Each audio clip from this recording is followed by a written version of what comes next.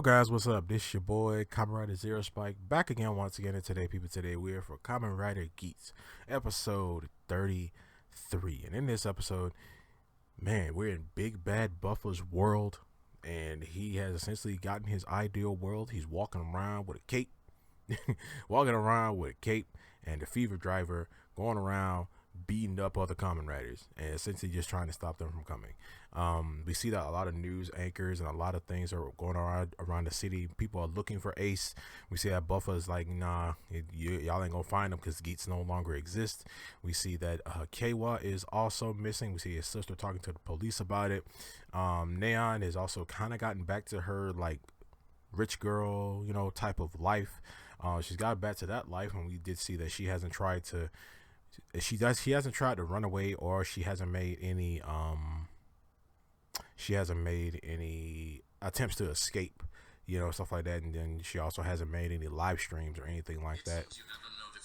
So it's kind of weird. Like, stuff is going on. Like, a whole new world has basically been created. We see that also Buffa doesn't have the Jamato stuff anymore. He doesn't have any Jamato type powers or anything like that anymore. So I guess he's just like, hey man, get the Jamato crap out of me. But yeah, he also speaks with Bedaba, and Bedaba's like, they said, hey, the admins are on the move. Did you really think they were just gonna give up? He was like, nah, but I'm gonna take them down too. And she's like, what you're doing right now is not any different than what the other writers, kind of did to you. And then Buffa's like, so I don't care. So we did see how also no Daichi in this episode. Also no Archimetal in this episode either. I mean, I feel like he's lurking somewhere in the shadows, but because of what Buffa got his ideal world, the Jamato probably don't even exist anymore, which would be kind of cool, I guess.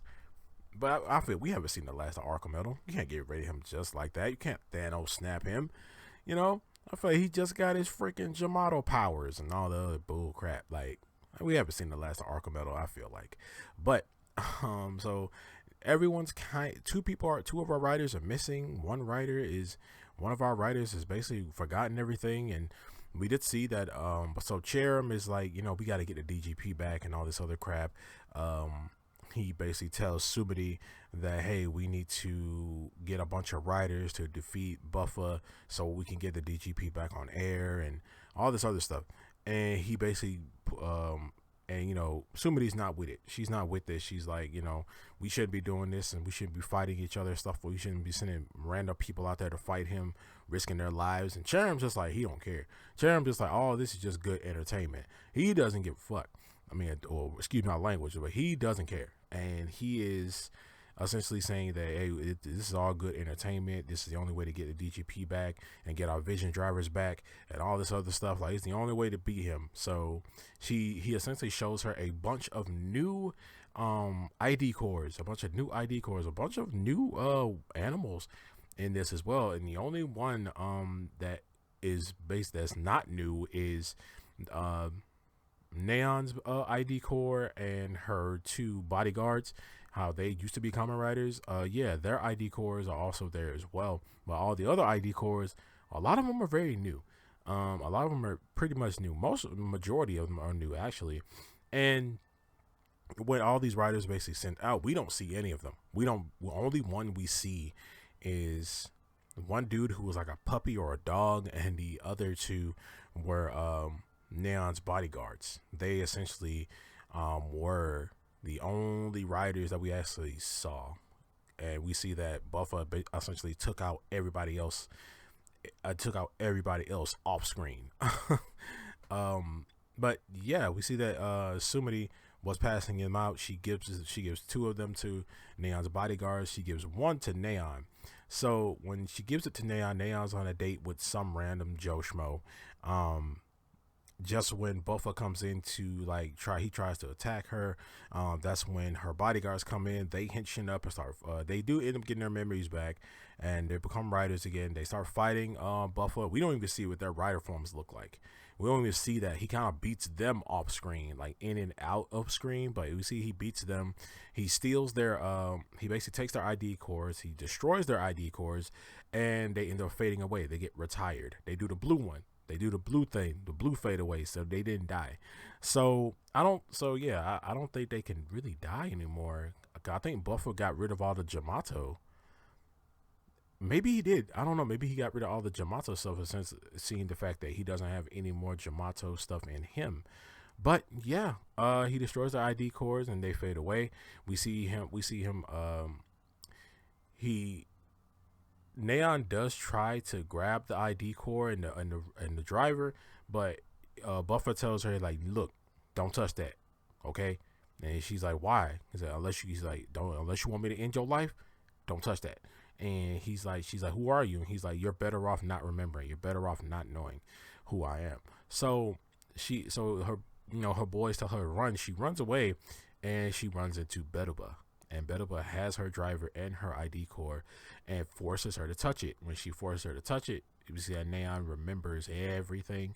And Betuba walks away laughing. Sometimes I'm ready to see I'm ready to get back to your suffering.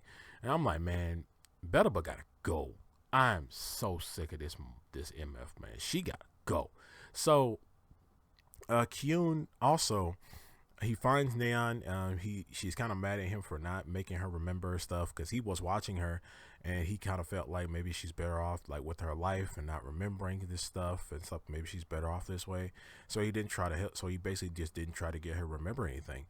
But she gets mad at him and says that, hey, like, you should have helped me remember, like, help me remember next time, stuff like that. And we see that Neon doesn't suit up, but she's got all her stuff back. So we see Buffa does end up taking out another guy he was like a puppy or a dog. He ends up taking him out, taking his ID core. The guy gets retired, stuff like that. We get back to the DGP base, and we see that Cherim is flabbergasted on how, quickly Buffa took out all the riders, like a complete wipeout. We didn't even see all of them. We just know he beat a bunch of people off screen and made them stop them from being writers and made them forget everything. But I'm just like, man, I mean, I'm glad he's not killing anyone, but I don't think Buffa would like kill anyone. But yeah, he just like he erased all those writers, and Cherim is just like, man, you can't even like he effed up. He pulls out a bunch of other ID cores out of his pocket. He sees Ace's ID core, the Fox ID core. He's peed off that Ace is essentially dead and stuff like that, and Ace and Tycoon are dead. And we see that Sumidi is holding Ace's ID core. So Cherim just says screw it, and he goes to Jin and he's not Katakuri. Why do I want to call him Katakuri? Jin and the frog dude that was basically the admin for Tycoon.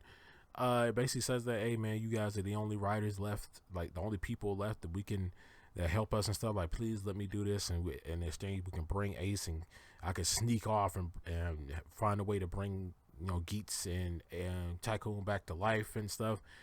And they we see Jin agrees to actually do it. He agrees to try and help bring Ace back and and defeat Buffa.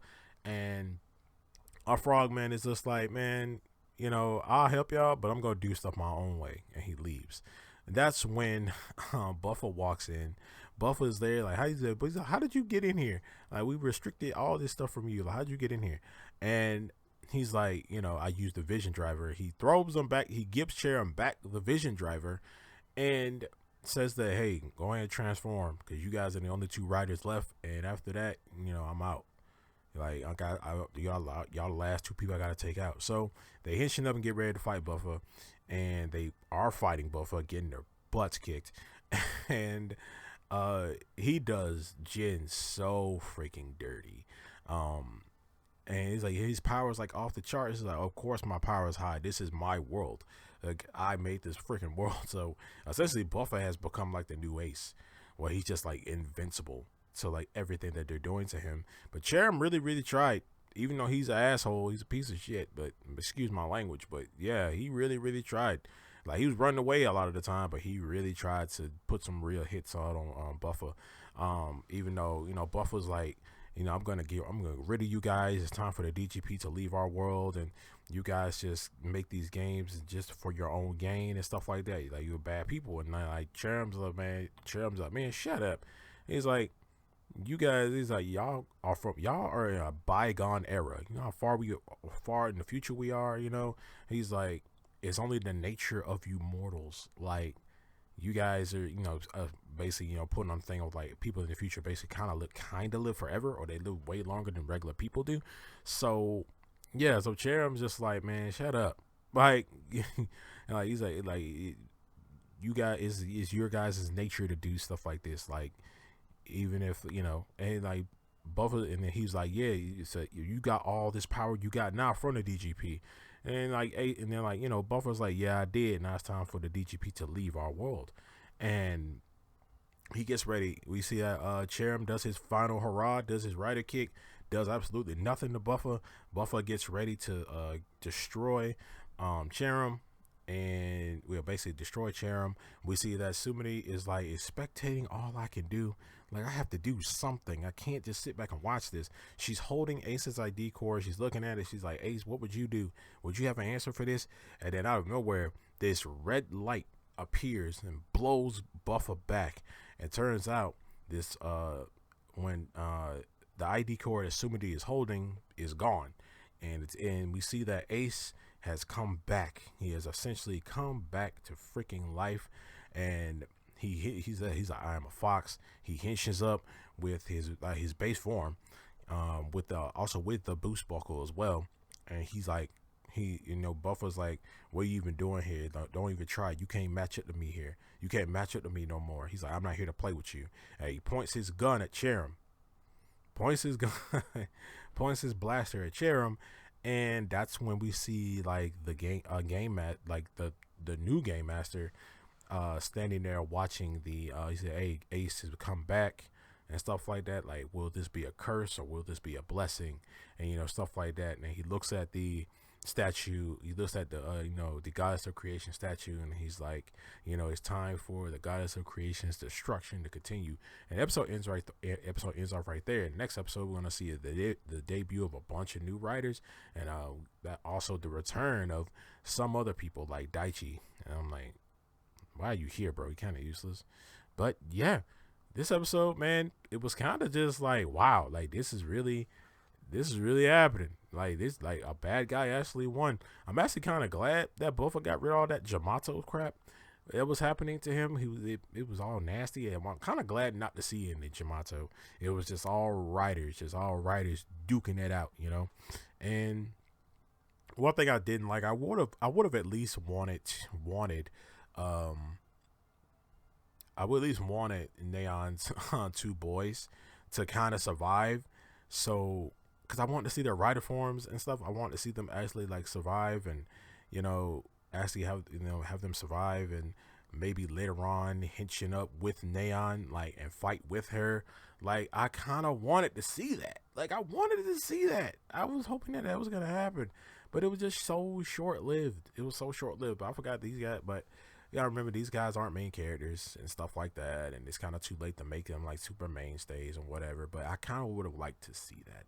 And I wonder what, you know, next episode is going to be pretty freaking cool. We're going to see some more writers and like this Claw girl and stuff. I'm looking forward to it. And Ace is back, so there's some hope. Now we got to get Kwa back.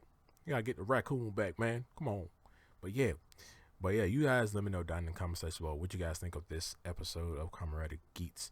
I'm going to see y'all next time. Make sure to like, share, subscribe, hit that notification bell, and remember, stay hidden.